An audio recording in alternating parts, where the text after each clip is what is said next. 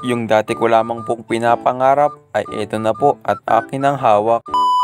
Isang makulimlim na tanghali pala ang inyong makikita, sapagkat ngayong araw ay dumating na ang aking in-order nung isang buwan pa. Ay aroy pakatagal nun. Ang totoo po nito ay 2 araw lamang ako nag-intay. Sa awa naman po ng Diyos ay nandito na sa bahay. Ito nga ni po ay bigay ng nanay. Maraming salamat po pala kay nanay sa iyong ibinigay. Ito nga ni po ay galing pang Manila. Maraming salamat po pala kay Kuyang Rider na nagdala. Ito nga ni po at inagunting ko na. Ay mahirap naman yan utoy kagatin. Ang aking palang taga-video ay si nanay. Ay kako naman nanay, ang iyong camera ay ipantay. At sa gayon ang iyong anak ay maging gwapong tunay. Ay aroy napangisi tuloy ang iyong anak. Bagong tripod po pala ang inyong makikita. Ito nga ni po at abuksan ko na. Nabili ko lamang po nga niya rin nung nakaraang may free shipping pa. Hindi man po ari kamahalan, pero para sa akin ay okay na yan. At sa unang pagkakataon na nagkaroon ako nito, hindi ko alam kung paano gamitin ito. Ay muling kautoy. Ang aking po nga ni nanay ay anong inip na. Hayaan niyo po nanay at abilisan ko na. May agamitin na po pala nga ni kita sa ating paggawa ng mga video. Maraming salamat po pala sa nagbigay nito. Kung mapapasin po ninyo, wala kitang mga upload ng mga video. Ito na nga ni po at gumawa na ako. Sobrang saya ko po nga ni nang dumating ito. Comment na lamang po kung saan nakakaabot itong video na ito. Sabi nga ni lamang po ni Maestro ay sa puntohong are. Ako'y napakamot na sa ulo. Habang ako nga ni po ay nagbo-voice over ay kainaman ng tilaok.